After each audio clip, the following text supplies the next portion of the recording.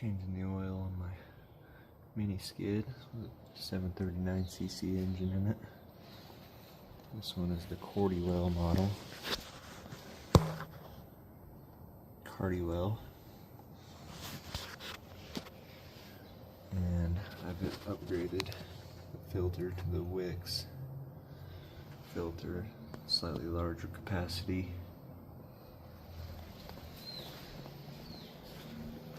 There's the part number right there.